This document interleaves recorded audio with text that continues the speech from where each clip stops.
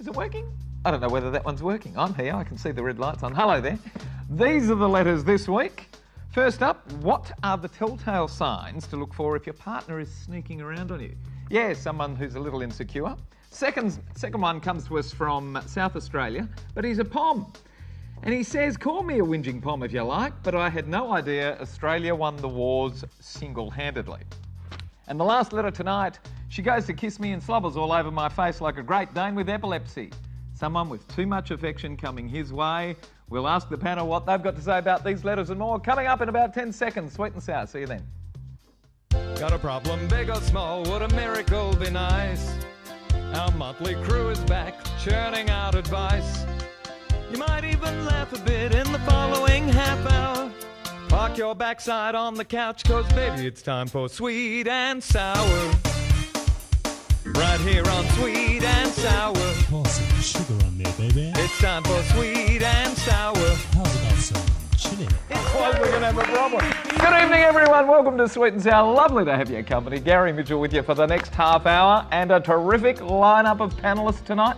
First up, mate, we said earlier, long time between drinks, but it is a long time between drinks. Dean Clares, welcome, Clare. Thanks, mate. Thanks for having me here. Terrific to have you back. It's been 15 years, I think. You were just in short pants last time. Oh, you still are. Well, mate, you can see that far. Good to have you here, mate. Thanks, mate. It's good to be back. Got a mate here too. A bit worried about this one here. This one, our Sweet and Sour virgin for the evening. Hello, Lisa Fernandez. Hi, how are you? I'm really well. We can't be too long because I'm heading off to a Bollywood wedding. I'll be getting married tonight.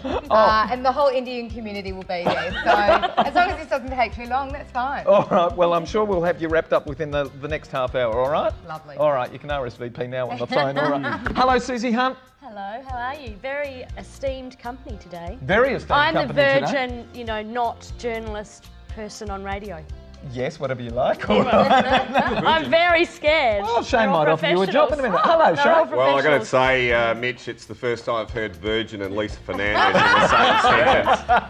Susie's got 4 kids. Yeah. Because last time, Suzie, you've got 4 children. Fernandez has got 7. I hear that to you're 9 the father dads. of one. How does that work? One of them Shane's. Where did it go wrong? Oh my God. Where did it go wrong? You invited him on the panel the same time as me. Actually, it was the last minute fill in. Yeah, right. If I had known, I wouldn't have come. No, he's always good value. Good on you, Shaney. Good to have you here, mate. Ready to do some work? Yes. All right, here we go. Letter number 1. Hello, Mitch and panel. If a prospective state leader can hide an affair until it crashes, as Troy Buswell has done rather spectacularly, what hope have the rest of us married and partnered folk when it comes to detecting some ongoing infidelity in our partners? I've been married for 22 years and my lovely hubby always had a roving eye, but that's where it ends, I think. At almost 50, he's still remarkably good looking and a well-built, fit man. Many of my girlfriends purr after him jokingly. That's all terrific, but recently one of my girlfriends was devastated when her husband ran off with someone 25 years younger. Hey! She had no clue that it was coming. How could that possibly be? What are the telltale signs to look for if your partner is sneaking around on you? And then how do you manage the situation so he doesn't leave you? I don't mean to sound so insecure, but in this age where anything goes, I don't want my husband to.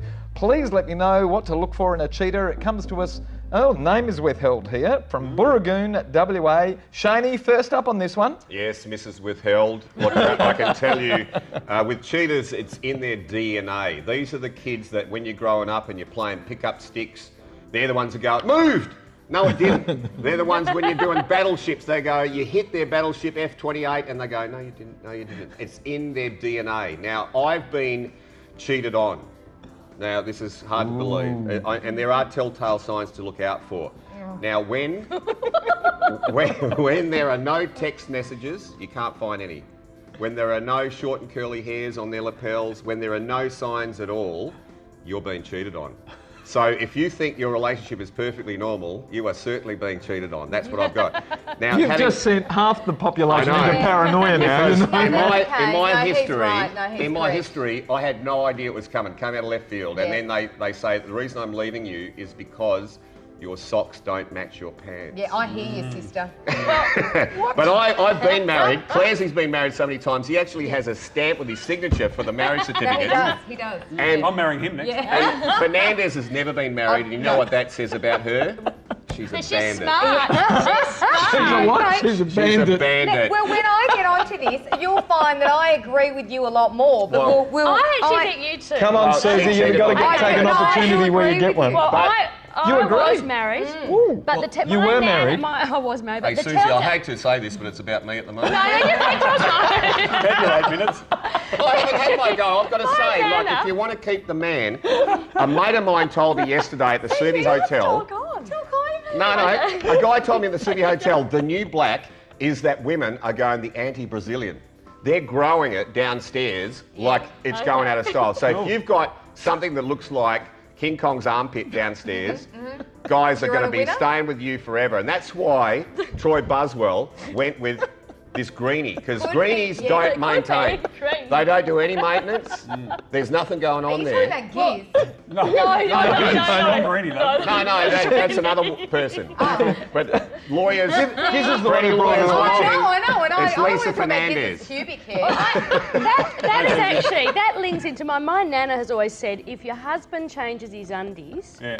then he's having an affair. Oh. If he changes If he his as undies, soon as your man changes his undies, he's actually having an affair. case I can change So- mine 2 or 3 times a day. But Susie, No, if, change it. Like Probably goes a and buys really boring new life. ones. Yeah. New ones, Susie, if buys he's new doing ones. this and sniffing your chin, could be a chance he's a Did you bandit. enjoy that? But the thing is, I reckon what she needs to do is, the problem is that when women have been married for this long, 25 they're all years. comfortable in the rut. So she right. needs to go and have a makeover. Okay. She needs to get a new haircut. A Brazilian. Brazilian. No, He's saying no, not no, Brazilian, no, you're no. saying- Grow it back. She needs to buy new lingerie and she needs to get new clothes. And then he will think that she's having an affair, so he will be chasing Yes. after her. Because get men it. might like a challenge. I Get a don't get tattoo. it. They like One of each other. those, you know, I love you. tramp stamps Oh, on the back yeah. here. You're Boom. just there. You've got one. All right, let's go. Have you got one? I don't have any tattoos. I'm very No, anti aren't we talking tattoos. Brazilians? Have I missed Oh, something? Brazilians. Look, listen, I they're just also want to say to name withheld of Booragoon, you got no hope. There's no hope, all right? None, all right?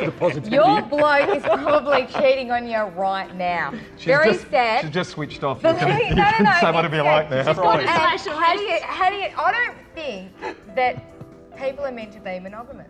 Oh. I don't think it's in our DNA. So if Welcome to you're Dr. Lisa's if class. you are a cheater, there's something in you that's forcing you to do that. But in saying that, you need to keep the excitement in your marriage, okay?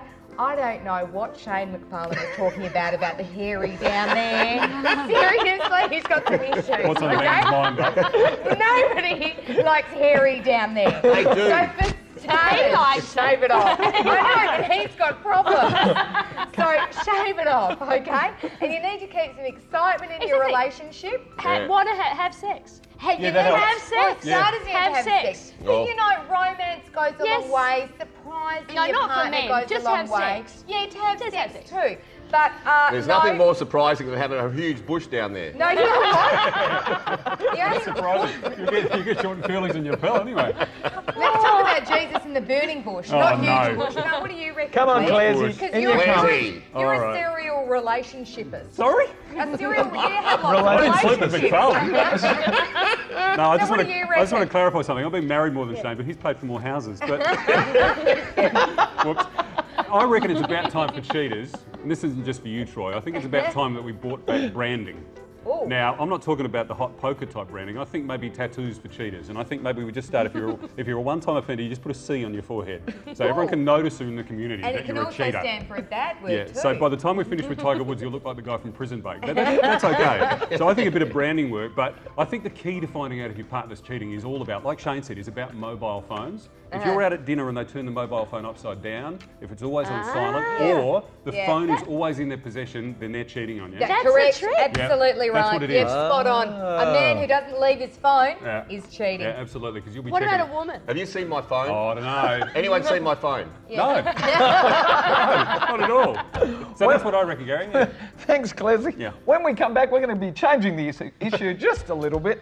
We're talking about Thank whinging God. ponds on ANZAC Day. Don't go away. We'll be right back.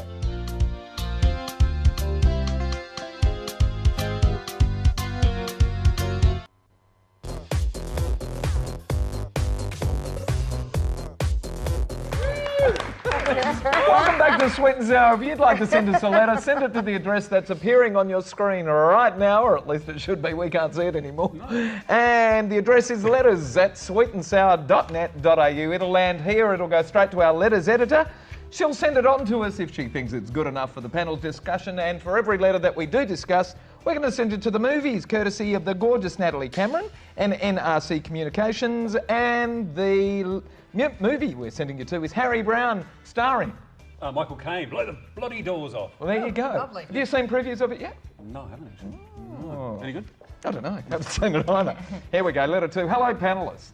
Call me a whinging pom if you like, but I had no idea Australia won the First and Second World Wars on its own. Honestly, that's the impression one gets from all the hoo-ha and carry-on made here. In Britain, we certainly commemorate the many wars that Britain has endured throughout the centuries, and we remember our war fallen and the sacrifices they've made for us. The 11th of the 11th, or Poppy Day, is the day for our remembrances each year, making sure services and commemorative events take place on the nearest Sunday. But a public holiday for ANZAC Day is way over the top, especially when the day itself actually landed on a Sunday. It's just madness here. And I thought ANZAC meant Australian and New Zealand Army Corps. Didn't hear a single mention of New Zealand on the day. Really, you are a bizarre lot with a huge inferiority complex and very sadly lacking in a focus for national pride. How else can you explain this ridiculous fawning over ANZAC Day? Wake up, Australia. It's a wonderful place with terrific people, but you're all in danger of, overtaking the Americans with your ignorant, self-indulgent, egocentric view of the world. And it comes to us from Austin of Iron Bank in South Australia, and we're going straight to Claresy on this one first, mate. Well, so close to the big day, Austin. You've hit a raw nerve, mate. I mean, you can be a whinging pom, but don't be an idiotic one, mate, because this has got us fired up. I can see the panel. There's a bit of steam coming out of the nostrils here, and I just got to say that we've still got your flag on the corner of ours, mate. So I have no idea what you're talking about there, as far as respect's concerned. And I just think you've gone over the mark. Now, as far as the Kiwis are concerned, I lived with a Kiwi, was married to a Kiwi for 10 years, and she always appreciated the efforts in the war. You know what I'm saying? Mainly that was the war that was between her and I, but that doesn't really matter. But I just got to say, as far as this is concerned, and I know we've got limited time to talk about such a topic that we're all passionate about, but lest we forget the bodyline era of cricket, when Douglas Jardine led his Poms into battle, and he had that guy Harold Larwood bowling bounces at the head and the heart of Billy Ponsford and Don Bradman. That was all about curtailing Bradman's influence. Yep. And we haven't heard you say sorry for that yet. So I reckon next year on ANZAC Day, I think we should have the start of a new tradition. We should have a new all bodyline series and see if we can curtail the Englishmen of today's modern cricket times. Yeah, Good look, on you, Claresy. Wow. Come on, Les. Shall we go over the top with ANZAC Day? I represent the youth. I mean, I'm only 25. And I really care about ANZAC Day, and I think you're out of line. And really, the only thing I've got to respond to that is, you're from South Australia. Hang on. Seriously. On top of that is a pom from South Australia. Seriously. Have a look at yourself. You're from South Australia. That's all I've got to say. I don't have any more. I'm out. I'm done. How long were you? Australia. How long were you banished to South Australia for? Oh, 4 years. Obviously too long. 4 years. And you know what? There are a lot of strange people in South Australia. You're one of them. We have a very big viewing contingent Huge. from South Australia. I know. Home of the serial killer. Yeah. Bring it That's up. true. Come on, Suzie. Seriously, ANZAC with Day. that one. Oh, look, I think Austin's a bit of a dick, really, and I just think he needs to go home because, quite honestly, it's the most hypocritical, contradictory letter. 1 minute we're doing the wrong thing, next minute he's saying that ANZAC Day was on a Sunday when it actually happened, and yet the reality is we actually celebrate it on the day ANZAC Day, the 25th. We celebrate it at dawn because that commemorates when the troops actually landed. And yet they celebrate Poppy Day, not on the 11th of the 11th. They celebrate it on the closest Sunday. So what the hell's that? There's no relevance. And I honestly think that Austin's a bit of a dick, really, and he should go home. Oh, he's South Australian. Well, Suzie, I do know, excuse me, my Gallipoli history. Now, the Brits were drinking tea and sherry and playing whist while they sent the Australian troops to the wrong cul-de-sac on Gallipoli Island. Cul-de-sac. Something like that. Isn't that something to drive down? Well, the No, seriously, GPS, the isn't it? GPS wasn't And working. I'm then sorry. I had to get Continue. a historical on you, and then our fastest runners, the boys we sent over there, Mark Lee and Mel Gibson, No, got Mel killed. Gibson? Correct. They got killed, and that's the version, the real course of history. And when the Americans paint this course of history, They get this dumb bastard played by Tom Hanks who runs fast as well, and he survives. They have no idea, they have no grasp on how the history and the unfolding of the First World War in the trenches works. Can you mention Hamburger Hill? Was that Forrest Gump? It was Forrest Gump. You mean Forrest Gump? Forrest Gump went on to a lucrative shrimp business. Run, Forrest, run. But it's a public holiday in Australia because that's what made this country so great. We love a day off. And we are so much into Australian stories is because the only story the Brits ever came out about war was when Zulu, with Michael Caine, who I think had an Uzi and killed 1 billion Zulu dudes, and all they were carrying was basically an autograph book to get Nick Naitanui signature. and they wanted a World Vision card that says, please adopt me, Shane, and the panel. And this is the Brits' version of history. And in my book, it's rubbish. So, mate, Pommy guy from Adelaide. Austin. Please take a good look at yourself and have one more look at Zulu because it's a joke. We don't agree often, McFarlane, but rah. Gary, I want to say that Shane has man love for Nick Naitanui. He works into everything he talks about. Well done. I don't think there's one person on the panel that's actually had a favourable thing to say to you tonight, Austin. When we come back, we're going to be asking the question, when is affection too much affection? Don't go away. We'll be right back. Hello there. You might recognise my voice from the radio. Just in case you don't, you're one of the few that doesn't, here's my name right here. We haven't got a super... I know it's community TV, I just want... Hi, I'm Sam Mack and I'm going to be on Sweet and Sour.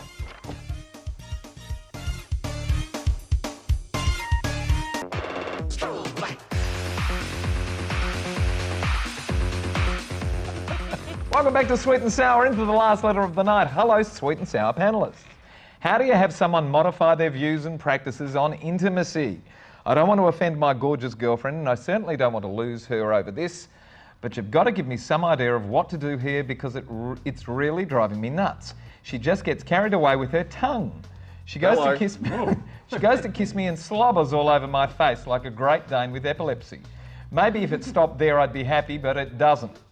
She loves licking and sticking her tongue everywhere. Ears, neck, chest, back and well beyond. She's really affectionate and that's terrific, but being doused in saliva even for a good morning kiss is just getting so hard to deal with that I had to write to you guys to grab some advice, please.